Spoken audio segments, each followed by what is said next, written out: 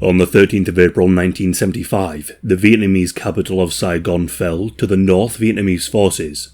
This marked the end of the 19-year-long Vietnam War and saw the evacuation of thousands of fearful people, fearful of the advancing communists. In today's video, we will cover how the Vietnam War ended, the evacuation of so many, and the consequences for the country. It is perhaps helpful to start with the signing of the Paris Peace Accords on the 20th of January 1973. The war had become increasingly unpopular with the American public. Over 58,000 American soldiers were killed during the war, with many more injured.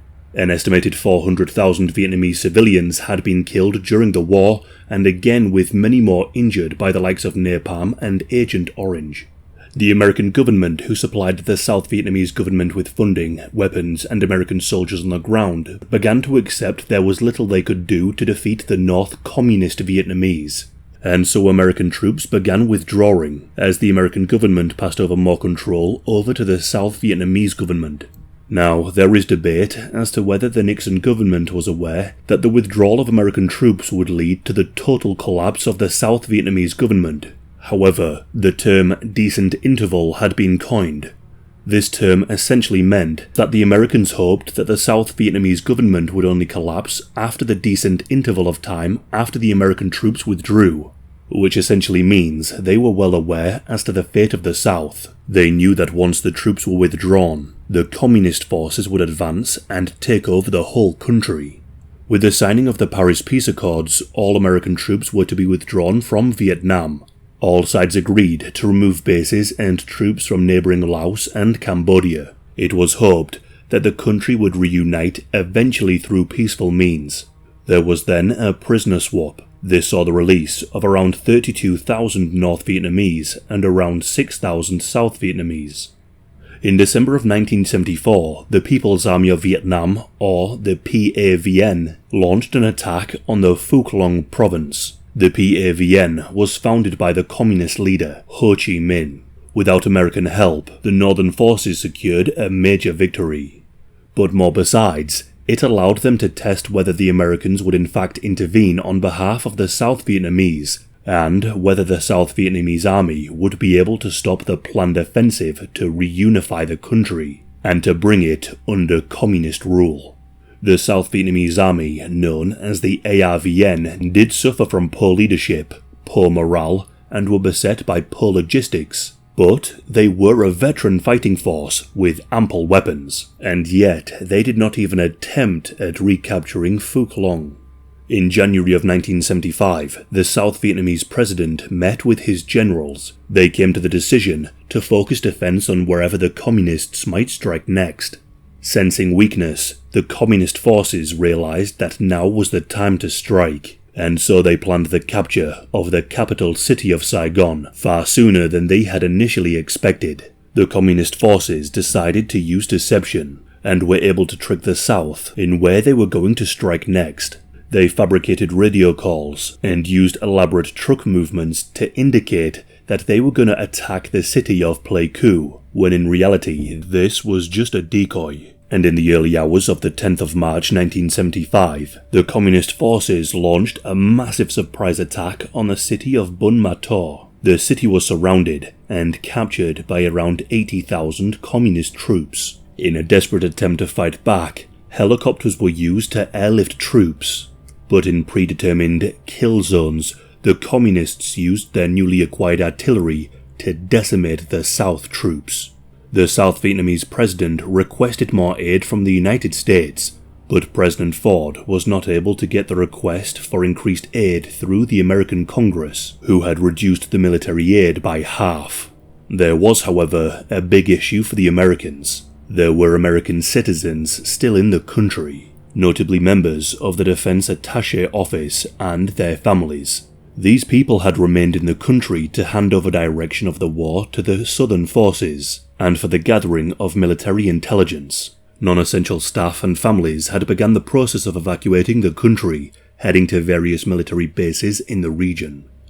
All the while, the communist forces were pushing further south, The cities of Hue and Da Nang caused hundreds of thousands of refugees to flee. They were fearful of communist reprisals and massacres, as the communist forces were very capable of extreme violence. In the city of Hue, there were brutal executions of South Vietnamese military and political leaders, and during the Tet Offensive of January 1968, the North Vietnamese forces had launched attacks all over the south, resulting in thousands of brutal deaths. Many were fearful that this could very much happen all over again. By April, the North Vietnamese were confident that they could capture Saigon. The city was encircled, and despite the South fighting and delivering heavy losses, the communist forces advanced and continued.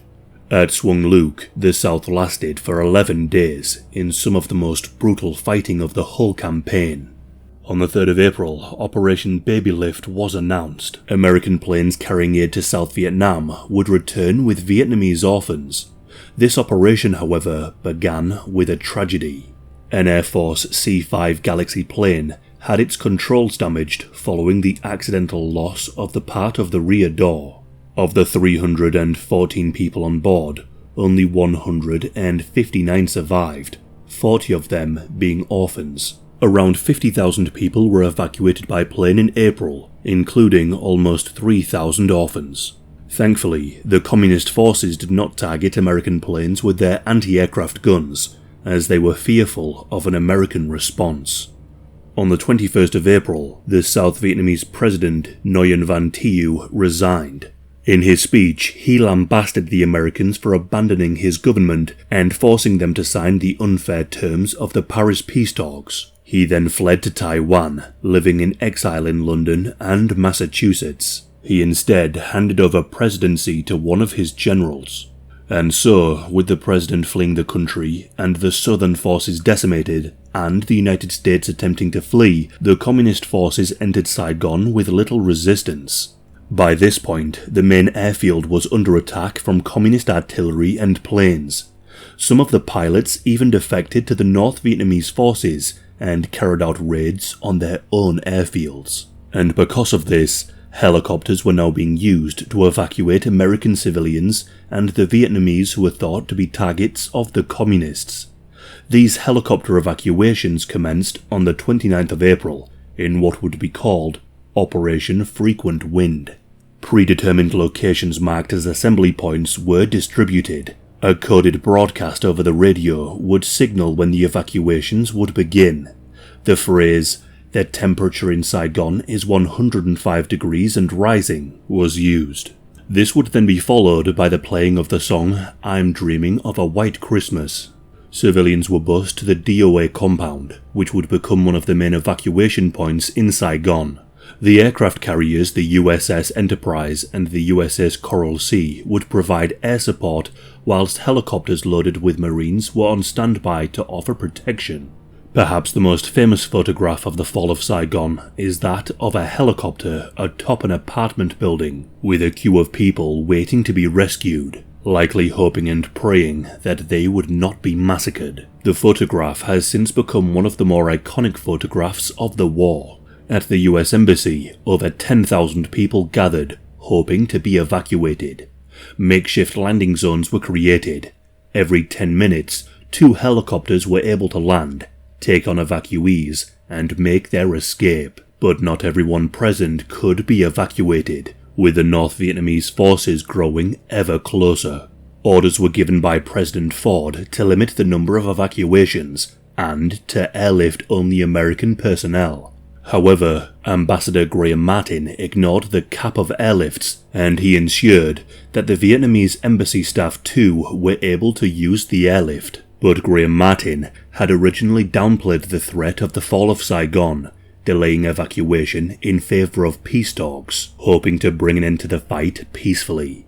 Eventually, gates to the embassy were smashed open, as people desperate for evacuation flooded into the building. American Marines barricaded the doors, and used mace and fired warning shots to deter those wishing to flee. The very last helicopter carrying the last Marines departed the embassy just before 8 AM on the 30th of April. Over 8,000 people were airlifted by helicopter, taking refuge on the American fleet just offshore. It even got to the point that helicopters were pushed into the sea to make room for more to land. There is even a remarkable photograph of a pilot jumping from his helicopter after dropping off some refugees. At 10:30 in the morning, the South Vietnamese forces announced an unconditional surrender. The South Vietnamese government was dissolved, and on the 2nd of July 1976, the North and the South of Vietnam were unified to form the Socialist Republic of Vietnam. Communism had finally won.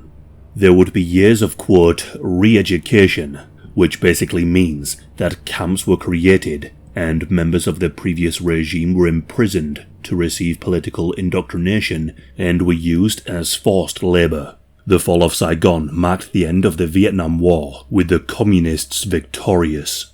Despite the loss, the operation to evacuate American personnel and South Vietnamese refugees was a remarkable organizational success.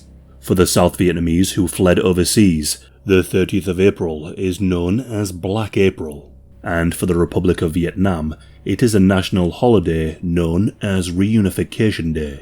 Either way, the fall of Saigon marked the end of one of the most horrific wars in human history.